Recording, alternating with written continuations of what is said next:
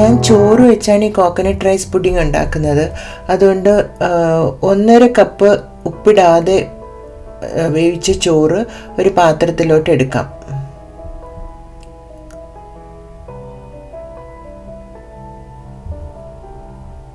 എന്നിട്ട് അതിലോട്ട് 2 കപ്പ് പാൽ ഒഴിച്ചു കൊടുക്കാം. പിന്നെ 1.5 കപ്പ് കട്ടിയുള്ള തേങ്ങാപ്പാലും ഒഴിച്ചു കൊടുക്കാം. ഇനി അത് കിടന്ന് തിളച്ച് കുറുകണം. ഒരു 10-20 മിനിറ്റ് വരെ വെയിറ്റ് ചെയ്യേണ്ടി വരും. ഇടയ്ക്കിടയ്ക്ക് ഒന്ന് ഇളക്കി കൊടുക്കണം, അടുക്കി പിടിക്കാതെ ഒന്ന് ഇളക്കി കൊടുക്കണം. ചെറിയ തീയിൽ വെച്ച് തിളപ്പിക്കുന്നതാണ് നല്ലത്. കുറച്ച് സമയം എടുക്കുമെങ്കിലും അത് കറക്റ്റായിട്ട് കിട്ടും.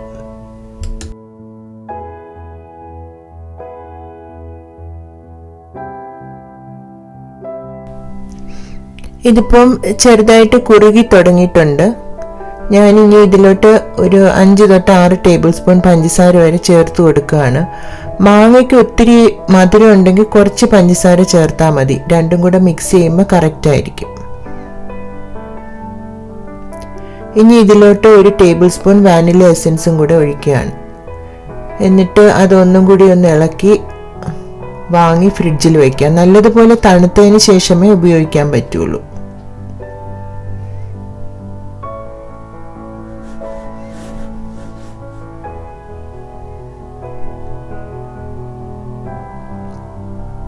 ഞങ്ങളുടെ ഫ്രിഡ്ജ് ഇതാണ്, നാച്ചുറൽ ഫ്രിഡ്ജാണ്. 6 മാസമേ വർക്ക് ചെയ്യുമെങ്കിലും നല്ല തണുപ്പാണ്.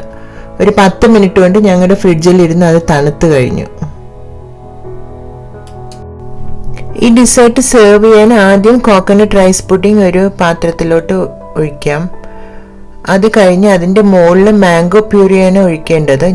എനിക്ക് ടിന്നിൽ വാങ്ങിച്ചതാണ് എടുത്തത്. നിങ്ങൾക്ക് നല്ല ഫ്രഷ് മാംഗോ ഉണ്ടെങ്കിൽ അതൊന്ന് മിക്സിയിൽ അടിച്ചിട്ട് ഇതിൻ്റെ മുകളിലോട്ട് ഒഴിച്ചാലും മതി. പിന്നെ അതിൻ്റെ മുകളിൽ കുറച്ച് മാംഗോ പീസസ് ഇട്ട് കൊടുക്കാം. ഫ്രിഡ്ജിൽ നിന്ന് എടുക്കുമ്പോൾ പുഡിംഗ് ഒത്തിരി തിക്കായി പോയെങ്കിൽ കുറച്ച് തണുത്ത പാലൊഴിച്ചൊന്ന് ലൂസാക്കിയിട്ട് എടുക്കാം. ഇതിന്റെ കളർ തന്നെ എന്ത് നല്ലതാണെന്ന് നോക്കൂ. ഈ നമ്മുടെ റൈസ് പുഡിങ്ങിന്റെ വെള്ള കളറും മാംഗോയുടെ കളറും എല്ലാം കൂടെ ചേർന്ന് അടിപൊളിയല്ലേ. അപ്പൊ ഇത് കഴിക്കാനും നല്ല മാംഗോയുടെ ടേസ്റ്റും, പിന്നെ അതുപോലെ കോക്കനട്ട് റൈസ് പുഡിങ്ങും മാംഗോയുടെ ടേസ്റ്റും, പിന്നെ ഇടയ്ക്ക് നമ്മുടെ ചെറിയ മാങ്ങ കഷ്ണങ്ങൾ കടിക്കാൻ കിട്ടുമ്പോൾ അതും നല്ല ടേസ്റ്റാണ്. ടേസ്റ്റിന്റെ വേറൊരു ലെവലാണ്. അപ്പം ഈ മാങ്ങ സീസണിൽ എല്ലാവരും ഇത് ട്രൈ ചെയ്ത് നോക്കുമെന്ന് ഞാൻ വിചാരിക്കുന്നു. അപ്പം ഇത് വെരി ഗുഡാണ്. അപ്പം ഞാൻ ഇനി വേറെ ഒരു എപ്പിസോഡിൽ വരുന്നത് വരെ നിങ്ങളിത് ഉണ്ടാക്കി നോക്കുമെന്ന് വിചാരിക്കുന്നു. പോലെ സബ്സ്ക്രൈബ് ചെയ്യണേ, അതുപോലെ ഒരു ലൈക്കും ഒരു കമൻറ്റും കൂടെ തന്നേക്കണേ.